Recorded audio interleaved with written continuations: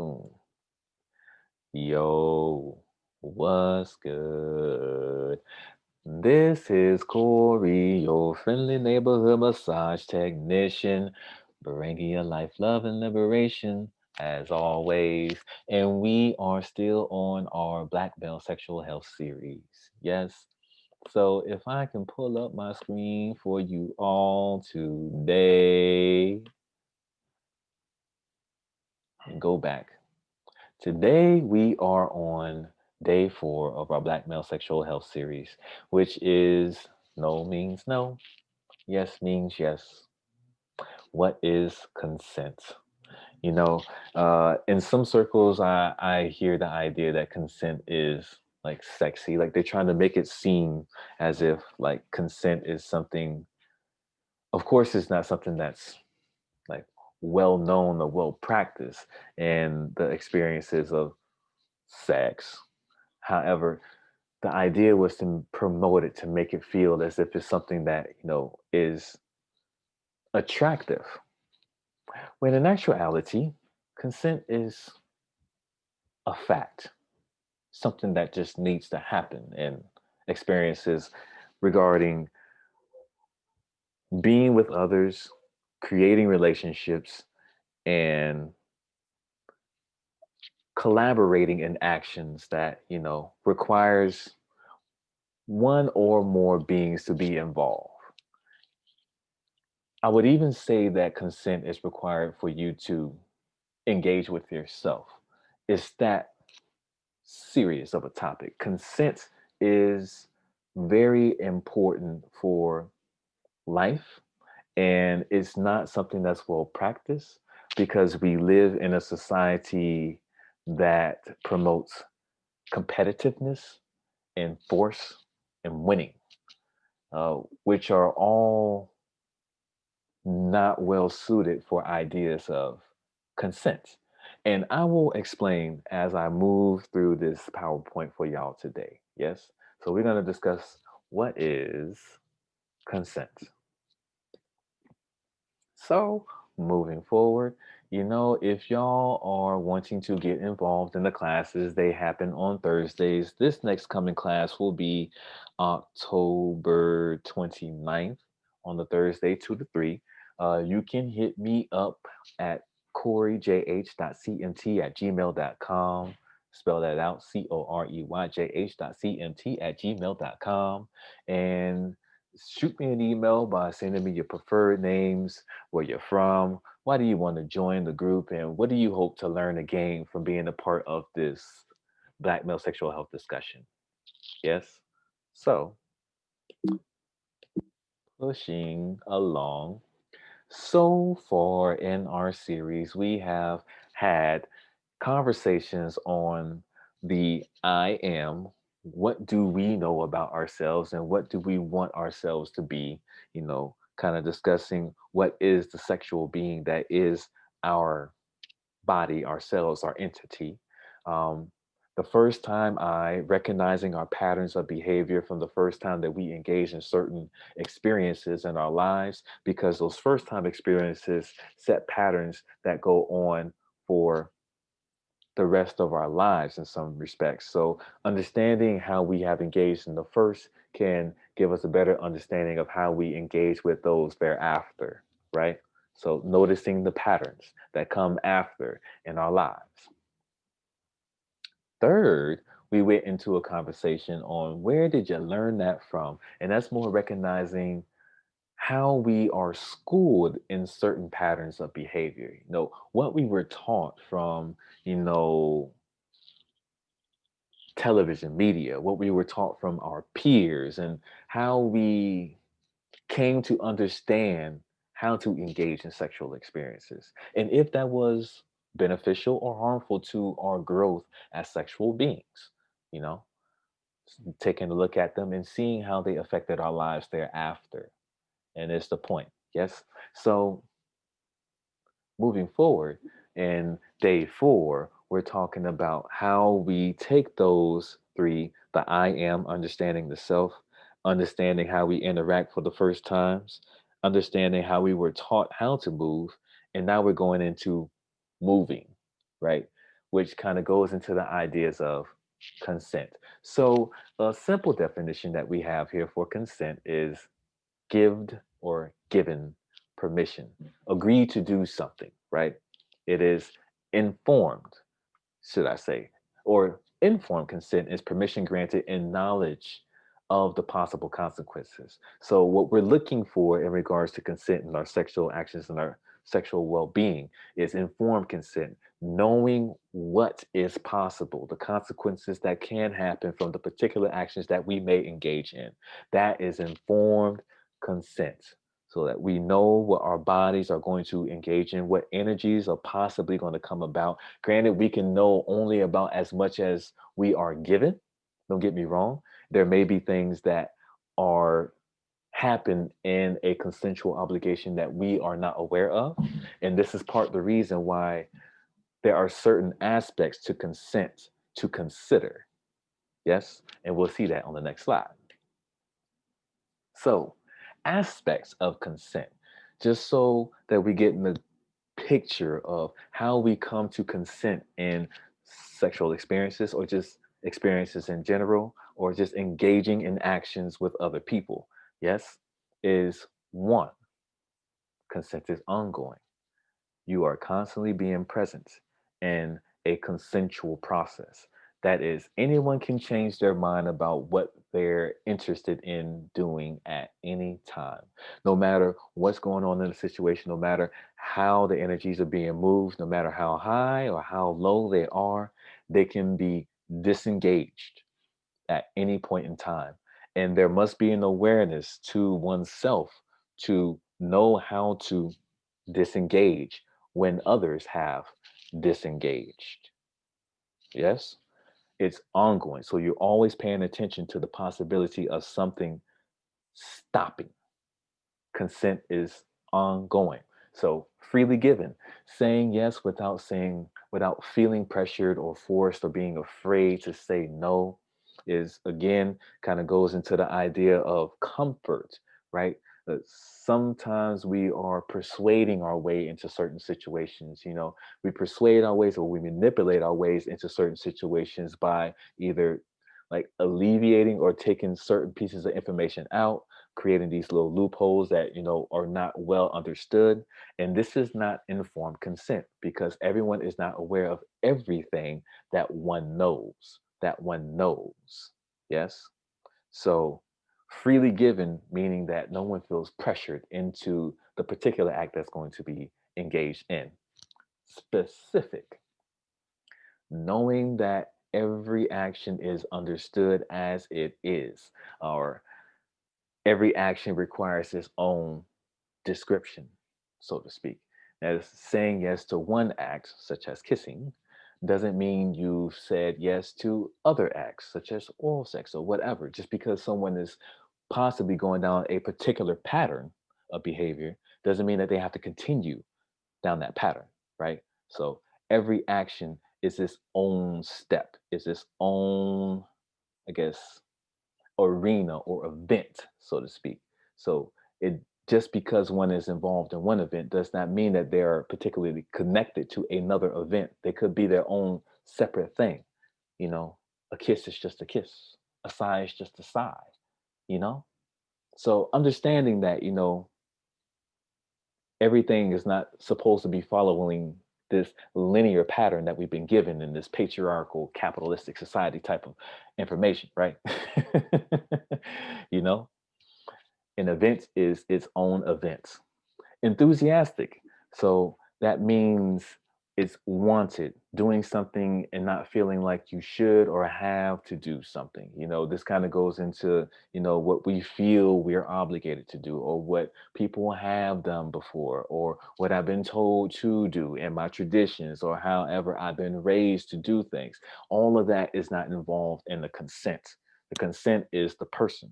The consent is, I want to do this regardless of how I feel about my traditional background, regardless of how I feel about the person I'm engaging with, regardless of how I feel about where I'm at in the particular situation.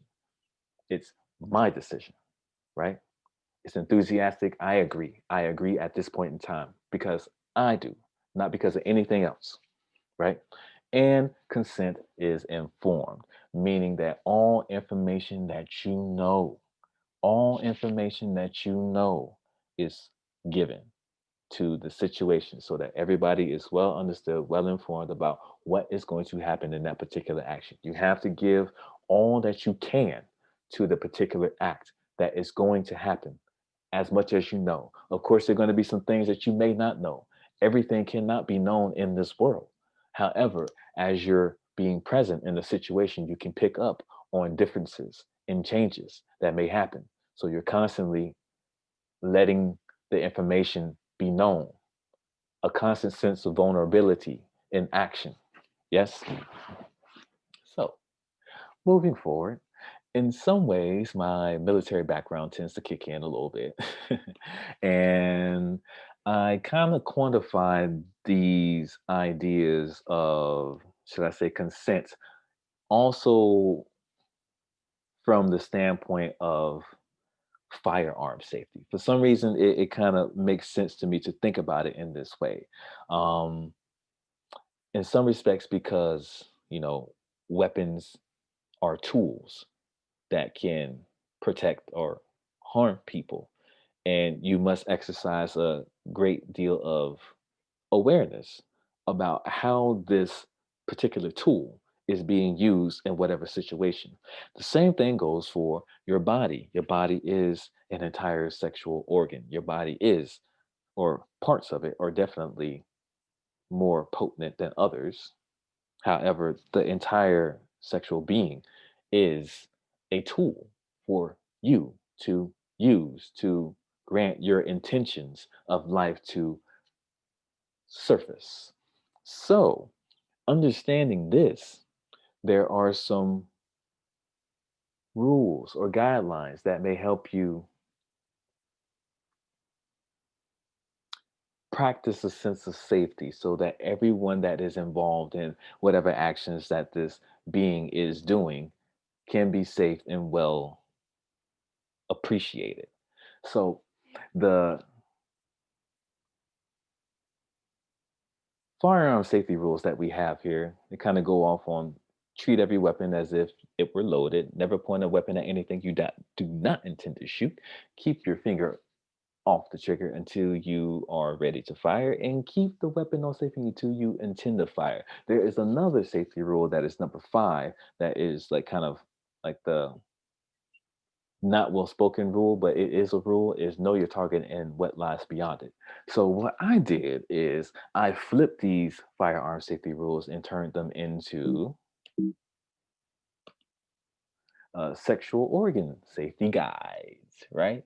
Kind of keeping that same platform in line so that, it holds that same idea of treat, never, keep, no. So this kind of helps you understand how to engage with the sexual organs and the sexual entity of the body in consent, or knowing the powers that you have in regards to enacting consent.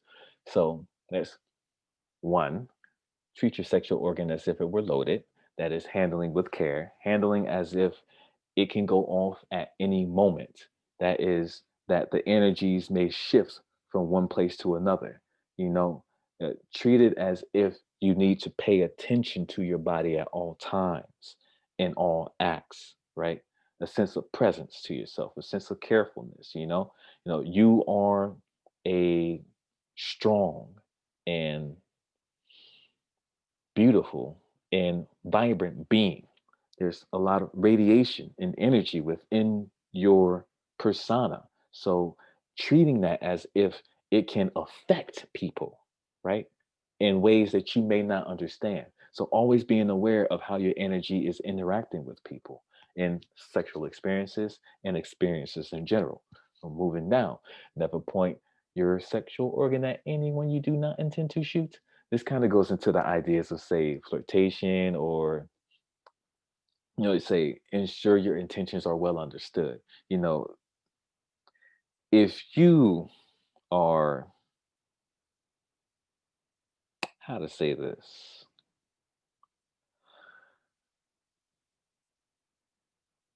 you must understand how your energies are affecting people, you know? It's one thing to know that you have a certain energy to yourself, and just ensuring people that you are aware that your energy is having this kind of effect on people helps them to understand that maybe they're not being coerced or attracted into something else, you know? It's always good just to keep people informed about how your energy is. Like, I don't know, I'm just sexy. I like to dress like this. I like to feel this way in my body. You know what I'm saying? Just giving that expression out to people just so they know this is who I am. And you should not feel any type of way about it. This is simply who I am. So again, these are my engagements, these are my intentions. Moving forward, keep off sexual organ until you are ready to engage. And this kind of goes into the ideas of establishing consent and knowing what the engagement is going to entail and ensuring that there is a enthusiastic yes for the engagement that is about to happen, and that both parties understand what will happen. So that's more or less like kind of keeping the energy down, keeping the energy calm until you know that something's about to happen. If you're up here with your energies and there's a emphatic no, it's kind of hard to bring the energy back down again, and there could be a sense of persuasion so that you get to use this arousal energy. That's not good. Okay. We don't want persuasion in the ideas of consent. We want informed understanding that XYZ is going to happen. And if that individual doesn't want to do so, you must disengage. So it's best to simply stay at a certain level until you know that it's okay to engage. Yes. Keep your sexual organs safe until you intend to fire. And that's kind of in the same words of keep your calm, you know, keep your calm, be cool until you know that it's okay to open up and show yourself, reveal your nakedness. Yes.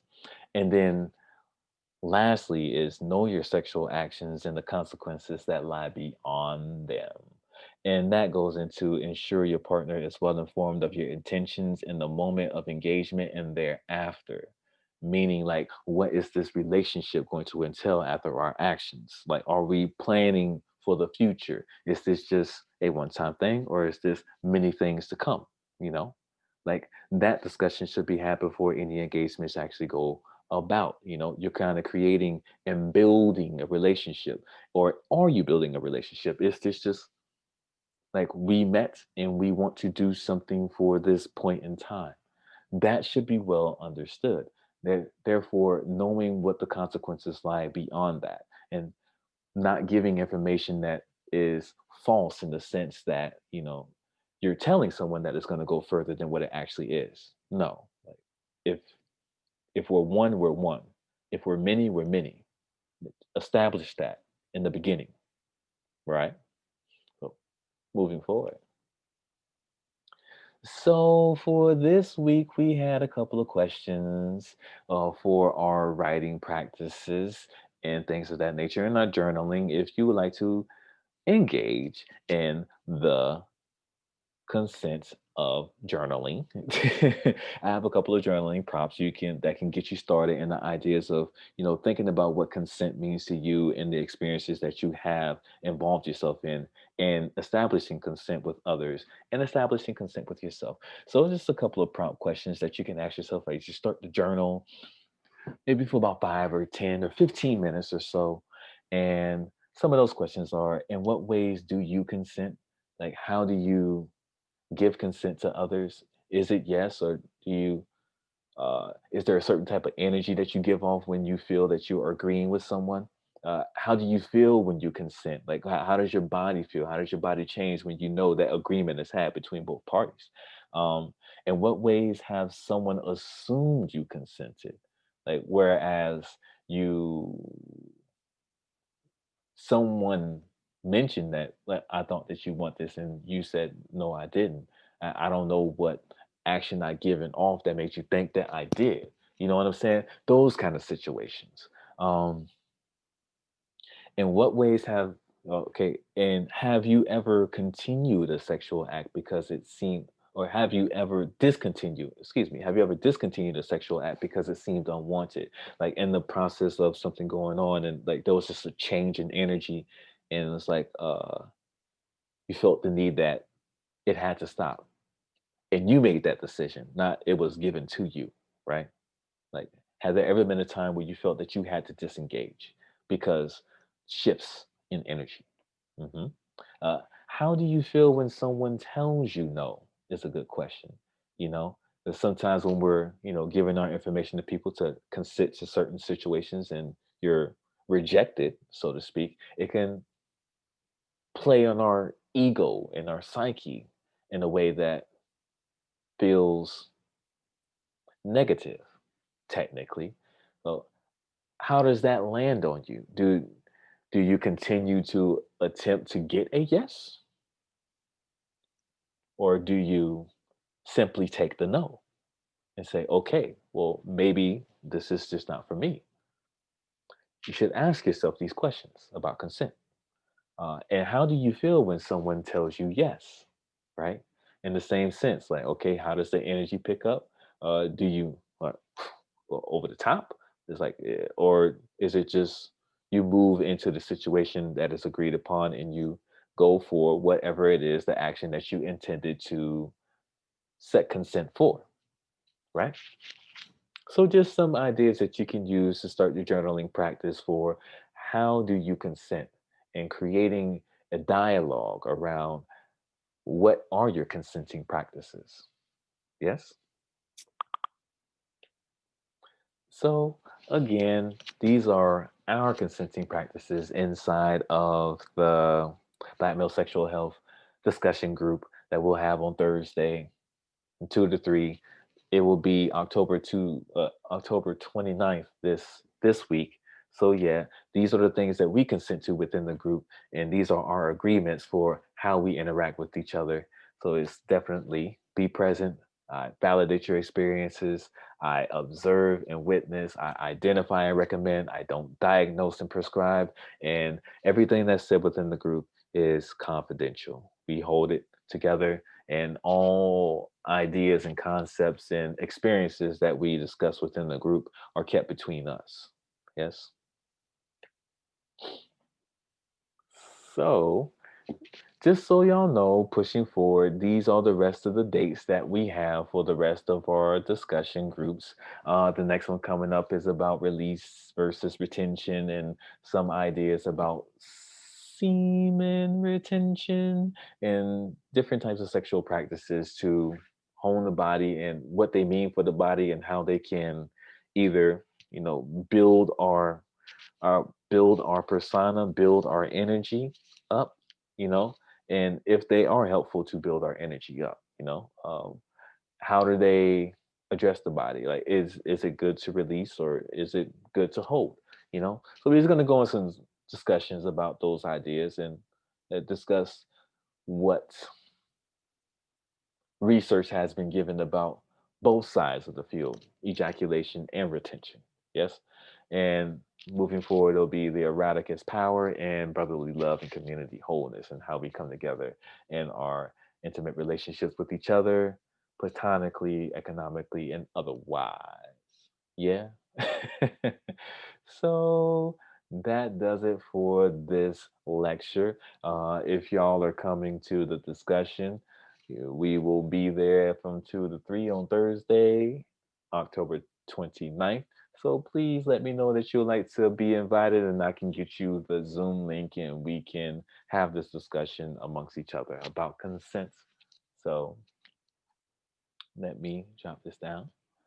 I thank y'all for listening to me. And if y'all have any questions, y'all can place it down here on where y'all find this video, or y'all can ask me directly by sending me emails or whatever, what have you. Just know that I'm there for y'all so that we come to understand what our sexual beings are and how to best use our energy, our beings, our spiritsness, our entity for the good and to heal and not harm other people with how we treat them and how we interact with others. Yes, we are looking to change the way that we address other people and address ourselves with love. With love. That takes trust and knowledge and respect.